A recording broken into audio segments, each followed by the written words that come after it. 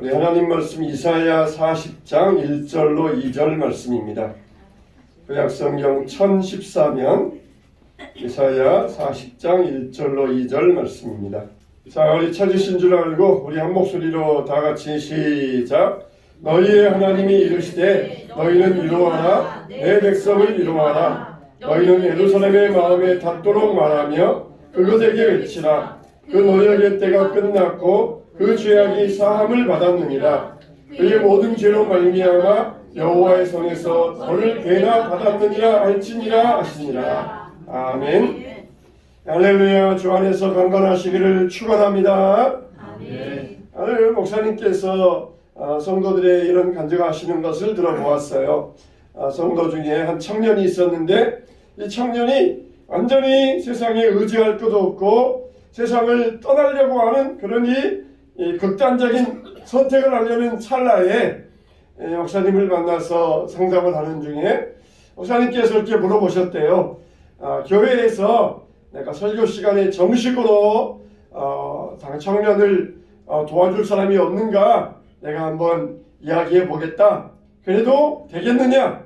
이렇게 말했더니 청년이 말하기를 그래도 된다는 것이. 그러니까 마지막으로 극단적인 선택을 하고 싶지만 누군가 자기의 손을 붙잡아 주기를 원하고 있었다는 것입니다. 그래서 교회에서 정식으로 설교 시간에 이러이러한 청년이 있는데 혹시 여러분 중에 도움 주실 분 없습니까? 그랬더니 한 성도님이 나셔서 이렇게 말씀하시더라는 것이에요. 목사님, 제가 그 청년의 기댈 곳이 되어주겠습니다. 그러더라는 것이에요. 그래서 이제 지속적으로 그 청년과 만남을 가지면서 의지하고 위로하면서 이 청년이 힘을 얻게 되었고, 그리고는 드디어 대학원의 이 석사학위의 과정에 합격하게 되었는데, 교수와 면담하는 중에 전액 장학금을 주겠다. 그런 약속을 받았다는 것이에요. 그래서 전액 장학금을 받고 대학원의 석사학위 과정을 밟게 되었다. 이게 뭘 말하고 있습니까? 한 사람의 위로가 인생에 기댈 것 없는 이 청년의 힘이 되었고, 그리고 다시 살아갈 수 있는 힘을 얻게 되었다는 것입니다. 오늘날 사람들은 누군가의 위로를 원하고 있습니다. 예수님은 우리 인생의 가장 큰 위로자가 되어주시는 분이에요. 오늘 말씀에도 내 백성을 위로하라, 내 백성을 위로하라 말씀하시면서 이 친히 우리의 위로자가 되어주시는 것을 말씀해주고 있습니다. 예수님이 누가복음 말씀해 보면은 나인성 과부의 아들을 살리신 일이 있어요. 홀어머니의 유복자였는데 이 청년 아들이 죽고 말았습니다.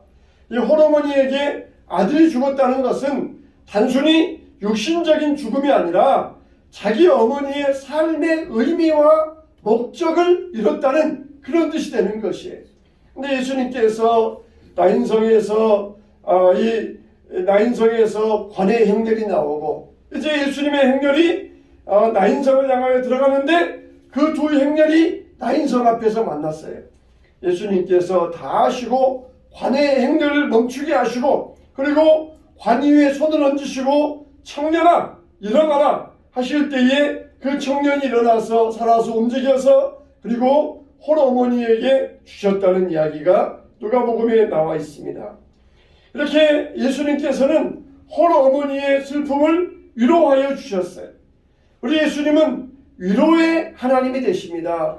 고린도후서 1장 3절로 4절 말씀 보면은 찬송하리로다 그는 우리 주 예수 그리스도의 하나님이시요 자비의 아버지시요 모든 위로의 하나님이시며 우리의 모든 환난에서 우리를 위로하사 우리로 하여금 하나님께 믿는 위로로서 모든 환난 중에 있는 자들을 능히 위로하게 하시는 이시로다. 이 짧은 말씀에 위로라는 말이 4번이나 나와요. 우리의 하나님은 우리 예수님은 위로의 아버지, 위로의 하나님이시다. 자비의 아버지이시다. 그 모든 위로로서 환난 중에 있는 자들을 위로하신다. 이렇게 위로라는 말이 이 짧은 말씀 가운데 4번이나 나오고 있습니다. 우리 예수님은 위로의 하나님이시라는 것을 분명히 밝혀주고 있어요. 내 백성을 위로하라 이렇게 말씀하시면서 환난당한 자, 예수님께서 친히 육신을 입고 오시어서 모든 민족, 모든 백성들에게 위로자가 되어주신다는 것을 말씀해주고 있습니다. 그러면 예수님은 어떻게 이 백성들을, 저와 여러분들을 위로해 주십니까? 저처럼 보니까 예수님의 위로는 불쌍히 여기는 마음의 위로예요. 따라서 합시다. 불쌍히 여기는 마음. 불쌍히 여기는 마음. 예수님께서 나인성 과부의 아들이 죽었다, 그렇게 하셨을 때에 이 외아들의 육신의 죽음만이 아니라 그 넘어서 홀어머니의 그 사랑의 마음, 그 비통한 마음, 이것을 예수님께서는 아셨던 것이에요. 아들의 죽음이 아니라 이건 곧 어머니의 죽음이었던 것입니다. 이제 이 홀어머니는 더 이상 살아갈 힘을 잃어버린 것이에요. 그래서 예수님은 이 어머니를 불쌍히 여기셨던 것입니다. 탕자의 비유에 보면은 탕자가 아버지에게 자기에게 돌아올 분깃을 달라고 이야기합니다. 법적으로 할 때에 아버지의 분깃이 이 탕자에게도 있었어요. 그래서 그 분깃을 나에게 주세요, 그러면서 당당하게 요구하고, 아버지는 두 말도 하지 아니하고 탕자에게 모든 재산을 다 주었고, 이 탕자는 그것을 팔아서 현금으로 바꿔서 방탕한 도시에 가서 허랑방탕하게 사용해버렸어요.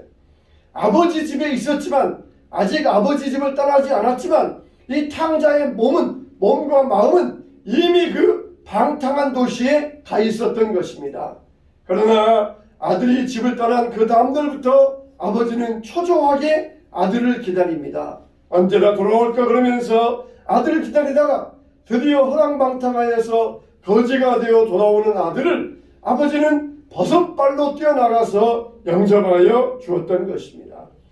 집을 나갈 때는 아무것도 없이 이미 아버지의 집을 몸도 떠나고 마음도 떠난 상태였지만, 돌아올 때는 겸손한 아들이 되어서 나를 품꾼의 하나로 사용해 주세요, 품꾼의 하나로, 그렇게 겸손한 상태가 되어서 아버지 집에 돌아갔어요. 그때서 아버지의 참사랑을 깨닫게 됩니다. 아버지의 참은혜, 아버지의 그 참효, 어떻게 하는 것이 아버지의 참 자유인가를 비로소 깨닫고 돌아오게 되었던 것이에요. 아버지 안에서 비로소 참된 생명이 있다는 것을 발견하게 되었어요. 완전히 달라진 새 아들이 되어서 돌아오게 되었습니다. 아버지도 그것을 알고 뭐라 그럽니까? 이 아들은 죽었다가 살아왔느니라.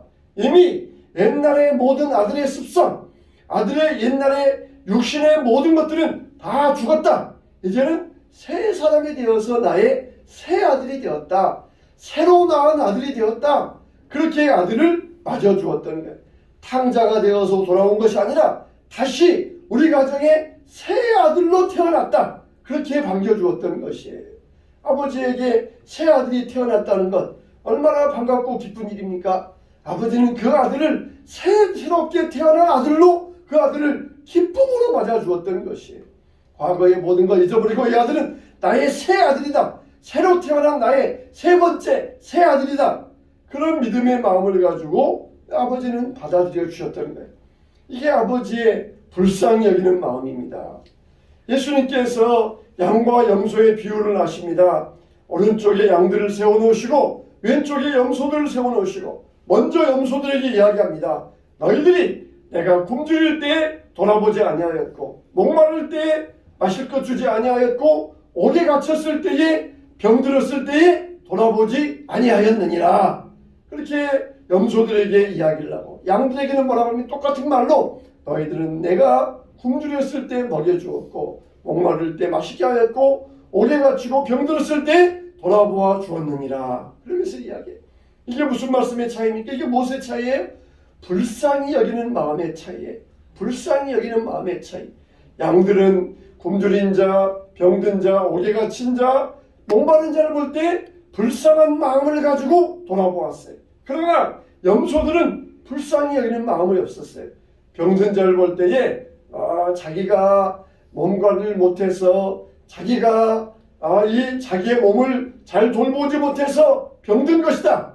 또 옥에 갇힌 자를 보았을 때 자기 죄 때문에 자기 잘못 때문에 옥에 갇혔다. 굶주린 것을 볼 때 열심히 살아서 먹을 것을 준비해야지 왜 그렇게 게을렀느냐. 그러면서 이렇게 판단만 할 줄 알았지 불쌍히 여기는 마음이 없었어요. 불쌍히 여기는 마음. 우리들에게는 이런 마음이 없어야 됩니다. 굶주린 자를 볼 때에 왜 게으르느냐. 병든 자를 볼 때 왜 그렇게 자기 몸을 관리 못했느냐. 옥에 갇힌 자를 볼 때 왜 그렇게 죄지었느냐. 그렇게 판단하는 자가 되어서는 안 돼. 과거의 잘못을 가지고 비판하는 자가 되어서는 안 되고 그 사람의 현재 상황을 바라보면서 불쌍히 여기는 마음을 가져야 돼. 불쌍히 여기는 마음.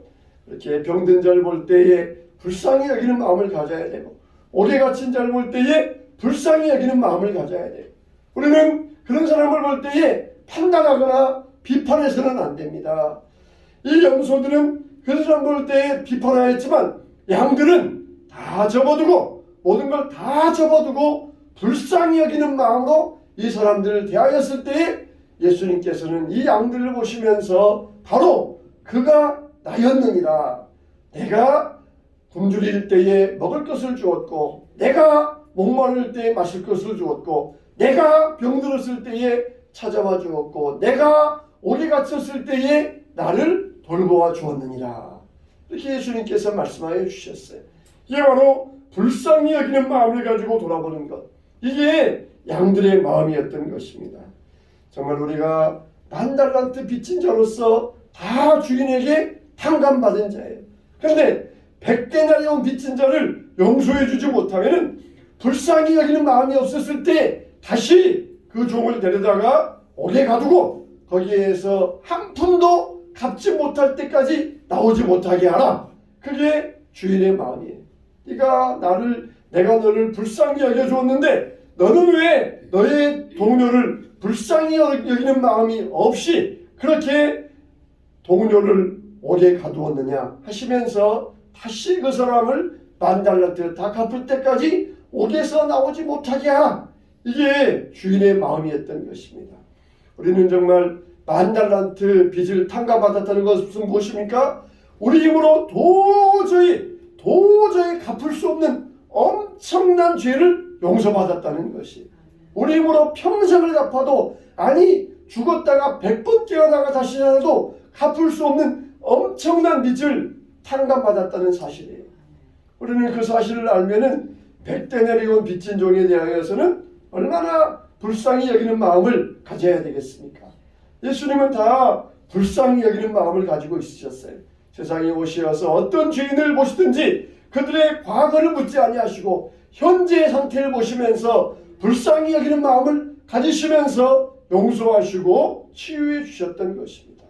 우리들도 사람의 과거를 보면서 저 사람이 게을러서 그런다, 저 사람이 왜 그런다, 죄 때문에 그런다 이렇게 판단할 게 아니라 다 현재의 상태를 바라보면서 불쌍히 여기는 마음을 가져야 됩니다. 이게 위로자의 마음이에요. 이게 예수님의 심정이셨습니다. 그 청년이 어쩌다가 죽었는지 그건 알 수 없어요. 젊은 청년이 왜 어떤 이유 때문에 죽었는지 알 수 없어요. 어쩌다가 친구들과 싸우다가 칼에 맞아 죽었는지 아니면은 자기 몸 관리를 못해서 질병에 걸려 죽었는지 알지 못하지만은 예수님은 그런 것들을 따지지 아니하시고 그 청년을 살려주셨어요. 그 어머니의 마음을 보시고 불쌍히 여기는 마음을 가지고 위로자가 되어주셨던 것입니다.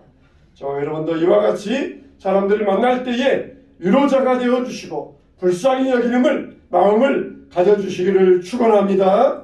아멘. 두 번째로 예수님은 찾아가시어서 가까이 하시면서 울지 말라 말씀으로 위로해 주셨어요. 뭐라고 하셨어요? 울지 말라 하는 말씀으로 위로해 주셨습니다. 현대인들은 피로와 스트레스가 모든 병의 원인이 되어가고 있어요. 그래서 문명사회일수록 가장 많이 팔리는 약이 피로회복제라고 합니다. 자양강장제. 그래서 이런 이 피로회복제로도 피로가 안 풀리니까 어떻게 합니까? 그 다음에는 술에 빠져요. 그것도 안 되니까 마약에 빠져서 알코올 중독자가 되고 마약 중독자가 됩니다. 여러분, 감정에 가장 좋은 해독제는 뭡니까? 위로의 말이에요. 위로의 말이에요. 하루아침에 매일 아침에 손을 붙잡고 고생이 많았소, 힘들지 않았소, 피곤하였소, 이렇게 위로의 말로 하루를 시작하면은 허리가 아프지 않다 그래요. 로마서 12장 15절로 18절 말씀 보면은 즐거워하는 자들과 함께 즐거워하고 우는 자들과 함께 울라. 서로 마음을 같이하며 높은 데 마음을 두지 말고 도리어 낮은 데 처하며 스스로 지혜 있는 체 하지 말라. 아무에게도 악으로 갚지 말고 모든 사람 앞에서 선한 일을 도모하라. 할 수 있거든 너희로서는 모든 사람과 더불어 화목하라 그랬어요. 기뻐하는 자와 함께 기뻐하면은 그 기쁨은 2배가 되고, 슬퍼하는 자와 함께 슬퍼하면은 그 슬픔은 절반이 된다. 그런 말이 있어요. 그래서 우리가 위로해 줘야 되는데, 아무리 인터넷이 발달되고 아무리 전화가 발달되어도 위로는 찾아가서 만나서 대화하면서 해주는 것, 이게 위로인 것이에요. 그냥 멀리에서 전화 한 통화로, 문자 하나로 그렇게 되는 것이 아니에요. 물론 그것도 작은 위로는 될 수가 있어요. 그러나 참된 위로는 함께 만나서, 그리고 울지 말라 이렇게 말해주는 것, 이게 위로가 되는 것이에요. 위로는 어떤 사람의 위로가 더 효과 있느냐? 경험자의 위로가 더 능력이 있다는 것이에요. 그래서 대학 입시에 실패한 사람, 또 그리고 사업에 실패한 사람, 또 자녀의 사고 때문에 힘이 들었던 사람, 또 화재로 집을 잃었던 사람, 또 자기가 몸에 병이 있어서 고생했던 사람, 또 그리고 탈북자들, 다 이렇게 경험자들의 위로가 힘이 된다는 것입니다.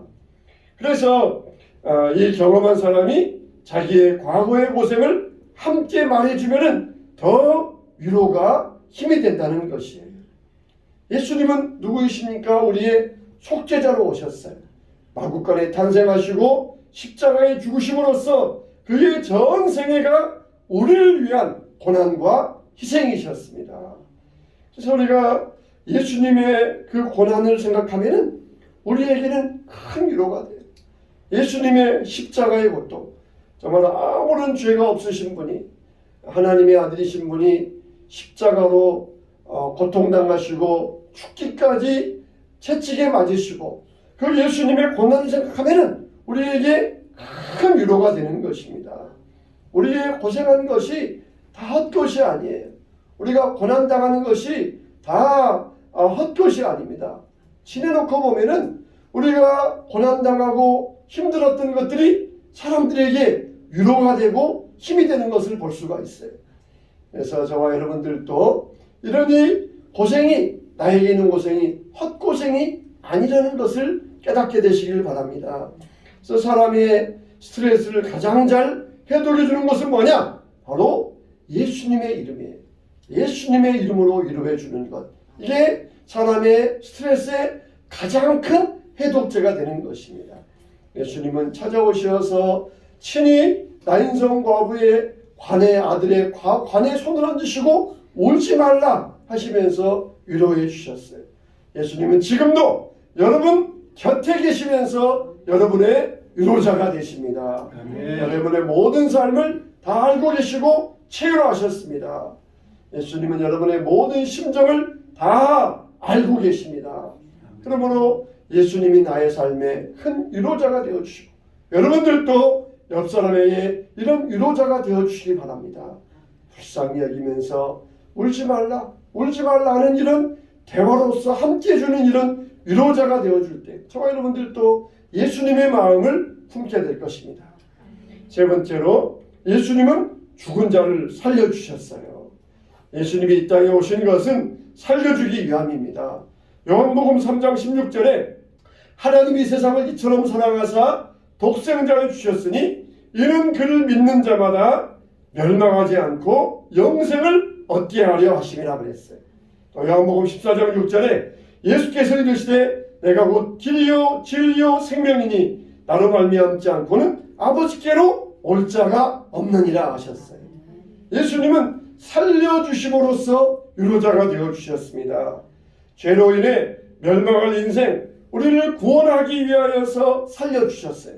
오로지 예수님을 통하여 하나님께 나아갈 수 있도록 우리를 살려주셨습니다.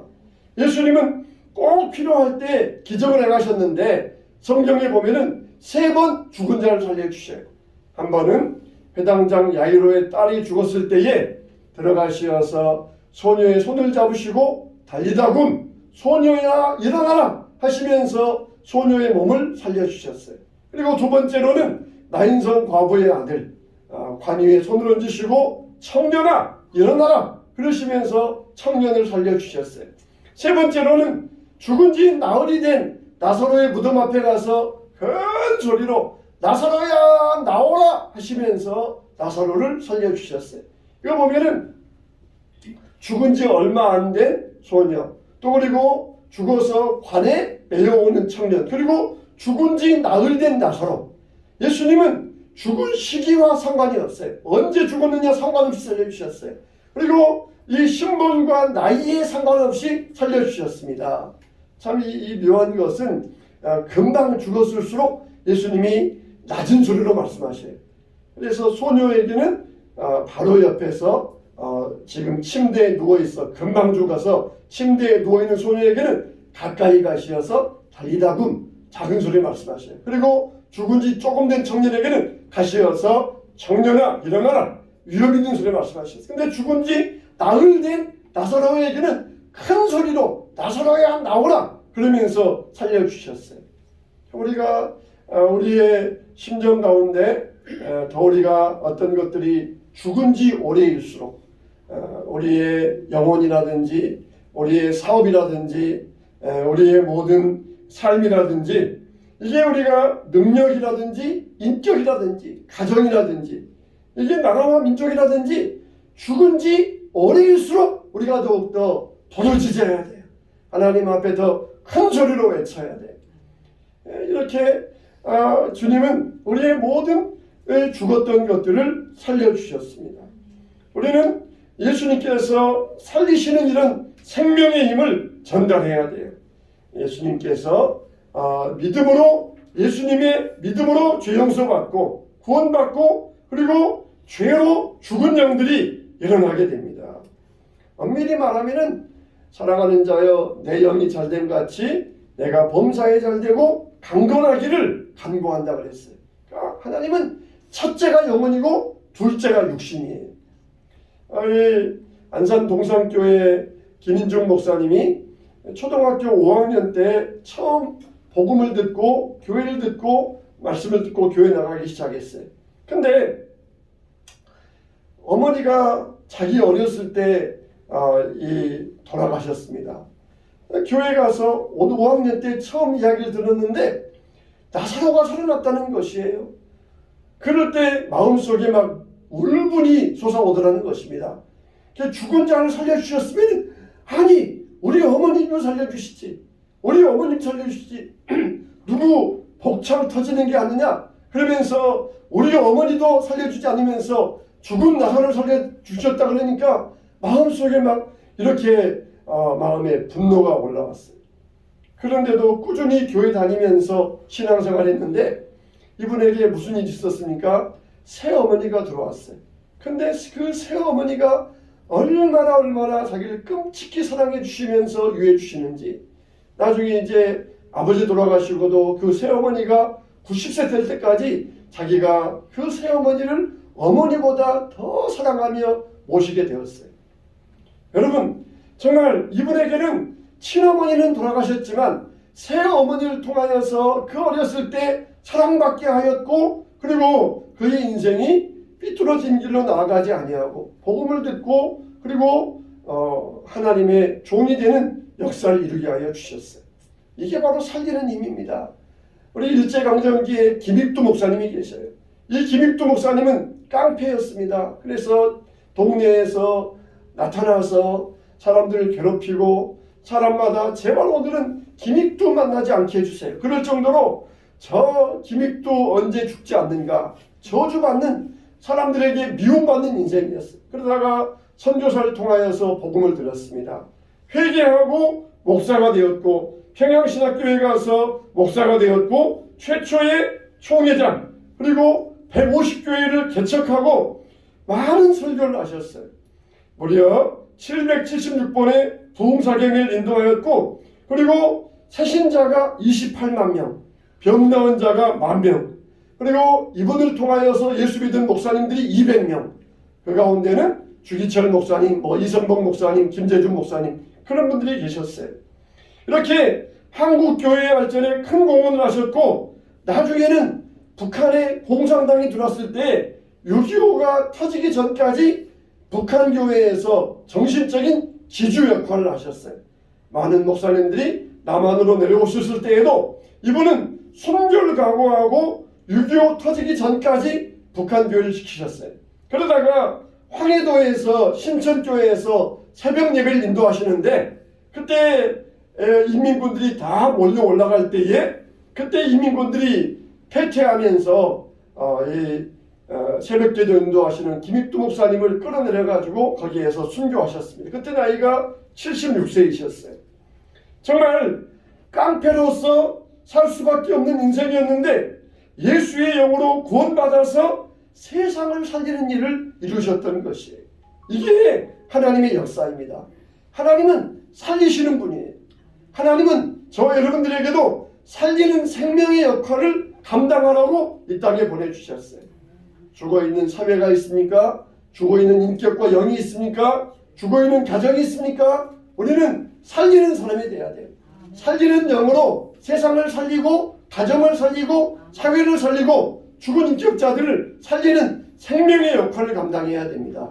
이런 생명의 역할, 하나님은 우리에게 이것을 감당하러 가셨어요. 그리고 나를 믿는 자는 죽어도 살겠고 살아서 믿는 자는 영원히 죽지 아니하라. 우리에게 이 생명을 살리는 영의 역할을 주셨습니다. 저와 여러분들은 다시 살아요. 죽어도 살고 살아서 믿으면 영원히 죽지 아니합니다. 우리는 살리는 영, 살리는 역할을 세상에서 감당해야 돼요. 세상을 살려야 되고 죽어있는 영혼을 살려야 되고 죽어있는 가정, 죽어있는 교회를 살려야 돼요. 살리는 역할을 감당해야 됩니다. 그럴 때 하나님께서 저 여러분들에게 살리는 영의 능력으로 우리를 살려주시고 가정을 살려주시고 나라와 민족을 살려주실 줄로 믿습니다. 예수님은 살려주심으로 위로자가 되어주셨어요. 우리들도 살리는 영을 가지고 살리는 능력을 가지고 복음을 전하여서 죽은 영혼을 살리는 이런 능력 있는 위로자가 되어야 될 것입니다. 오늘 또 예수님처럼 우리들도 믿음의 위로자, 능력 있는 위로자가 되기를 원합니다. 나를 통하여서 말로 위로를 받고 나를 통하여서 죽어가는 생명들이 위로받아서 살게 되고 나를 통하여서 친히 만나서 불쌍히 여기는 마음으로 위로받기를 여러분을 통하여서 많은 영혼들이 이런 위로받게 되시기를 바랍니다. 이런 믿음의 큰 위로자 되시기를 주님의 이름으로 축원합니다.